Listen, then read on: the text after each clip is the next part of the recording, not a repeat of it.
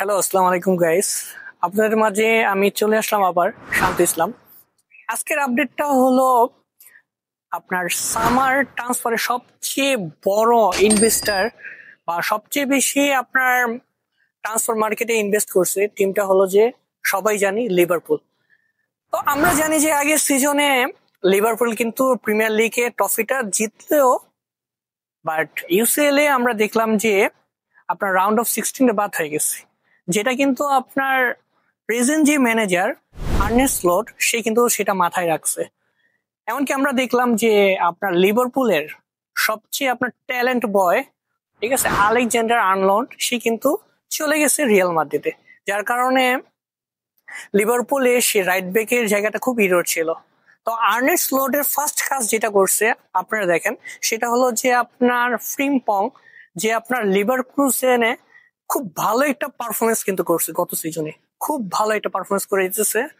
তাছাড়া আপনার সেকেন্ড যে ট্রান্সফারটা, যেটা ইংলিশ প্রিমিয়ার লিগের সবচেয়ে হিস্টোরিক্যাল ট্রান্সফার আপনি যদি দেখেন, সেটা হলো যে আপনার ফ্লোরিয়ান বার্স। ইংলিশ প্রিমিয়ার লিগে কিন্তু আগে সবচেয়ে বড় ট্রান্সফার ছিল আপনার এনজি ফার্নান্দেসের, বাট সেইটা রেকর্ড ব্রেক করে লিভারপুল কিন্তু আপনার ফ্লোরিয়ান বার্সকে 150 মিলিয়নে তাকে ক্রয় করলো। তো আমরা দেখলাম যে আপনারা যদি বিগত সব আপডেট গুলা দেখেন, লিভারপুল কিন্তু কখনোই ট্রান্সফার মার্কেটে সেরকম বড় ট্রান্সফার করেনি।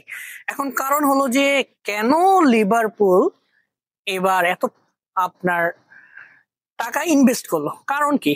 কারণ হলো একটাই, আমরা দেখে যাচ্ছি যে 2016 থেকে আপনার 25 পর্যন্ত আমরা যদি দেখি, সেখানে কিন্তু ইংলিশ প্রিমিয়ার লিগের টাইটেল রেসের প্রত্যেকবার কিন্তু বলতে গেলে ম্যানচেস্টার সিটি কিন্তু নিচ্ছে, বাট আপনার সেই ক্ষেত্রে জাস্ট লিভারপুল 2বার অ্যাচিভ করতে পারছে, তারা কিন্তু কন্টিনিউ করতে পারছে না।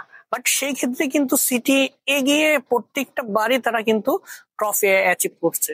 তো যার কারণে লিভারপুলও চাচ্ছে যে আপনার ইংলিশ প্রিমিয়ার লিগের ভিতর তারাও যেন টানা প্রিমিয়ার লিগটার ধারাবাহিকতা বজায় রাখতে পারে। আমরা দেখলাম যে আপনার রবার্টসন কিন্তু আগের মতন পারফরমেন্স করতে পারছে না, যার কারণে কিন্তু সেই চেষ্টা খুবই ইরর। এখন কথা হচ্ছে যে কেন আপনার লেট ব্যাক কিনছে। আমরা দেখলাম যে সেই আগের কথাটা, যে রাউন্ড অফ 16-এ কিন্তু লিভারপুল এত ভালো পারফরমেন্স করলো ইউসিএল এর প্রথম দিকে, টেবিলে আপনার এক থাকা সত্ত্বেও কিন্তু রাউন্ড অফ 16 থেকে আউট, যার কারণে কিন্তু তারা বিভিন্ন জায়গা গবেষণা করে আপনার ট্রান্সফার গুলো করলো। লেট ব্রেকে আপনার তার কাছকে নিল 40 মিলিয়নে। তাছাড়া আমরা দেখলাম যে আপনার শকিং একটা ট্রান্সফার করলো, সেটা হলো যে আপনার একই থেকে আপনার নিল 70 মিলিয়ন ইউরোতে। কিন্তু আমরা কিন্তু শুনে যাচ্ছিলাম যে আলেকজান্ডার ইসাকরে নেওয়ার জন্য, বাট ইসাক ওই রকম রাজি ছিল না, তার ক্লাবও ছাড়তে চাচ্ছিল না, যার কারণে লিভারপুল আরেকটা অপশনাল হিসেবে একই থেকে।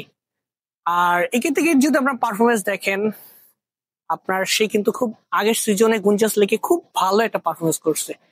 বলা যাচ্ছে যে আপনার লিভারপুল ট্রান্সফার মার্কেটে খুব বড় রকমের শকিং ট্রান্সফার নিয়ে আসছে। তাছাড়া আমরা দেখলাম যে আপনার এলিসন বেকারের রিপ্লেস হিসেবে কিন্তু আমরা দেখলাম যে বেলেন্সিয়া থেকে আপনার মার্কোস ডাসবেলিয়াকে নিতে। আপনার ডাসবেলি কিন্তু খুবই ভালো পারফরমেন্স করছে আপনার ব্যালেন্সিয়াতে। তো এইগুলা ছিল আপনার লিভারপুলের আপডেট মার্কেট। দেখা যাক প্রিমিয়ার লিগের যে রেসটা, তারা কি গত সিজনের মতো এবারও চ্যাম্পিয়ন হতে পারে কিনা, দেখা যাক।